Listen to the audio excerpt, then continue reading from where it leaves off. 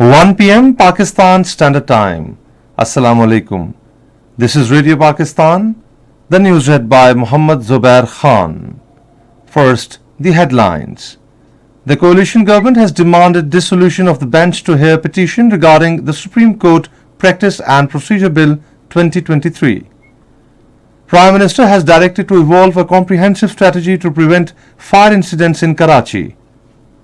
In Indian illegally occupied Jammu and Kashmir, All Parties Hurriyat Conference has urged the members of G20 to boycott the upcoming event being hosted by India. The first T20 of 5-match series between Pakistan and New Zealand will be played in Lahore tomorrow. And now the news in detail.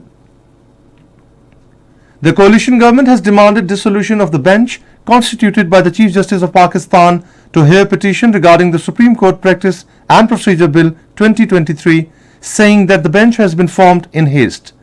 Addressing a joint presser along with representatives of all the coalition partners in the government in Islamabad today, Minister for Law Azam Nazir Tarar said constituting the bench even when the President has not signed the bill and legislation is underway in the Parliament is not acceptable at all.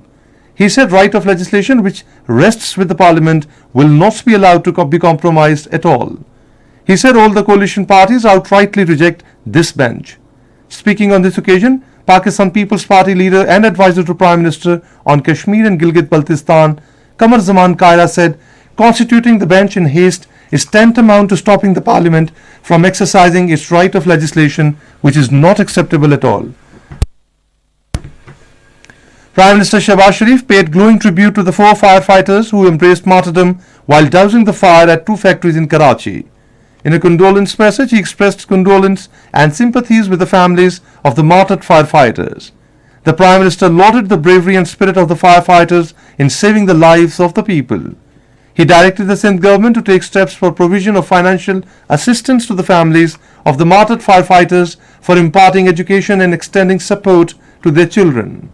Shehbaz Sharif also directed to evolve a comprehensive strategy to prevent occurring fire incidents in Karachi. 4 rescue workers have died and 13 people injured due to collapse of factory building during process of cooling in New Karachi industrial area. Firefighters were called in to control the inferno that engulfed 2 factories.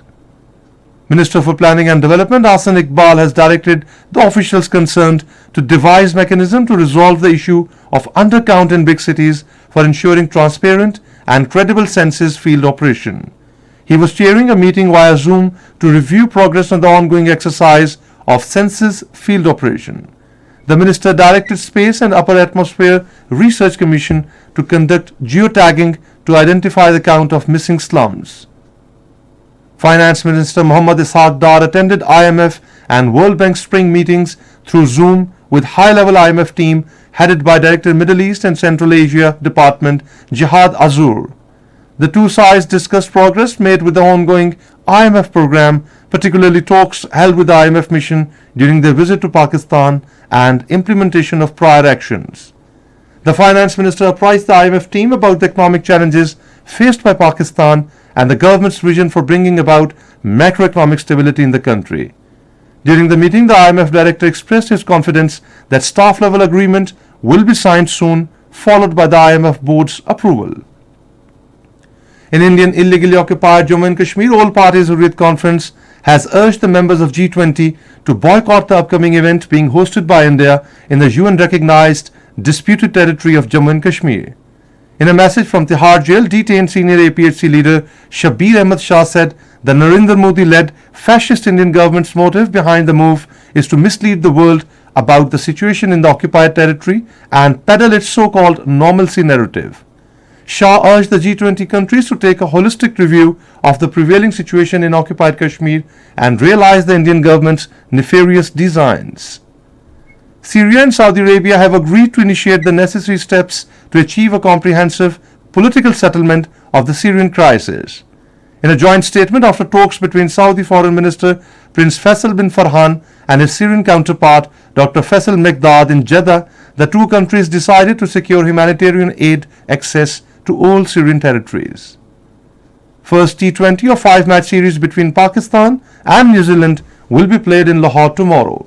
The match will start at 9 p.m. Pakistan Standard Time. And that is the end of the news. For more news and analysis, log on to our website radio.gov.pk and also watch live video streaming of our bulletins on the link facebook.com/Radio Pakistan News Official.